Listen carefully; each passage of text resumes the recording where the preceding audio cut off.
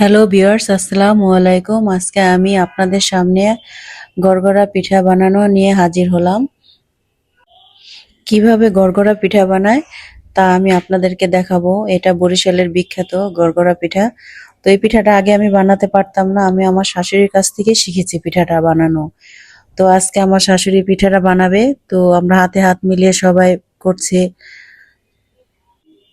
এই পিঠাটা আমার শাশুড়ি কলার খোল দিয়ে মানে ডিজাইন করে, আর আমি করেছি চামচ দিয়ে।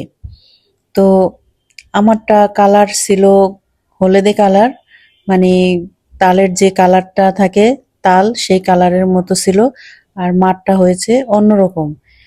তো মাঠটাই খেতে বেশি ভালো লাগছে আমার কাছে, যেহেতু আমি মাঠটা দেখে শিখেছি। ঢাকার এদিকে কেউ এই পিঠাটা বানাতে পারে না, তো এটা বরিশালের বিখ্যাত পিঠা, এ জায়গার মানুষই বানায়। তো আমিও আমার শাশুড়ির কাছ থেকে এই পিঠাটা বানাতে হলে নারকেল কোরানো লাগে, তাল লাগে, গুড় লাগে, আর চাউলের গুঁড়ি এটাকে সিদ্ধ করে নিতে হয়।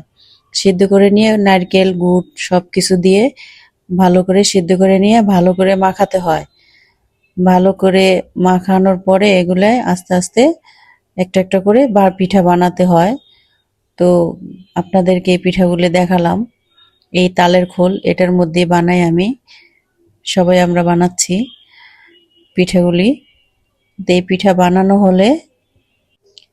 বানানো হলে সিদ্ধ করবে, দেখেন কিভাবে, এই যেভাবে খোল দিয়ে পিঠাটা বানায়। দেখছেন কত সুন্দর কাজ করা হয়েছে।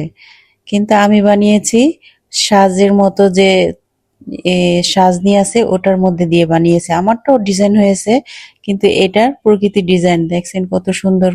ডিজাইন গুলাই মনে হয় হাত দিয়ে কারুকাজ করে করছে, অথচ কিন্তু কলার খোল দিয়ে এটাকে করেছে। এভাবে অনেকগুলি পিঠা বানানো হয়েছে, যেহেতু আমাদের যৌথ ফ্যামিলি, আমাদের ফ্যামিলি মেম্বার বেশি। আমার ননাস এসেছে ঢাকা থেকে, তো আমরাও এসেছি, আমাদের লোকজন ফ্যামিলি মেম্বার বেশি, তো অনেক পিঠা বানানো হয়েছে। আত্মীয় স্বজন আছে, তাদেরকেও দিতে হবে, এজন্য মা বেশি করে পিঠা বানিয়েছে। সবচেয়ে ভালো কথা হলো এই পিঠাগুলি 2-3 দিন ঘরে থাকলেও নষ্ট হয় না। পিঠাটা খাওয়া যায় রেখে, সহজে নষ্ট হয় না, পিঠাগুলি ভালো থাকে।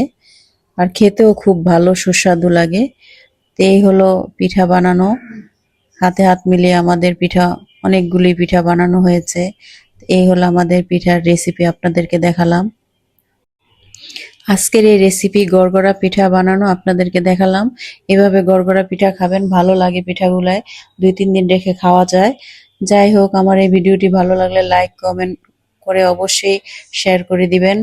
তো সবাই ভালো থাকবেন, সুস্থ থাকবেন এই কামনা করে আজকের এই ভিডিওটি শেষ করছি। তা এখন আমরা আর কি সিদ্ধ করতে দেব।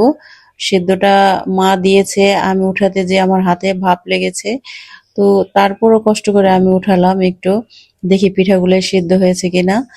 এই পিঠা তো উঠাতে খুব কষ্ট হয়েছে, হাতে ভাব লেগেছে। তো সবাই ভালো থাকবেন, সুস্থ থাকবেন, আল্লাহ হাফেজ।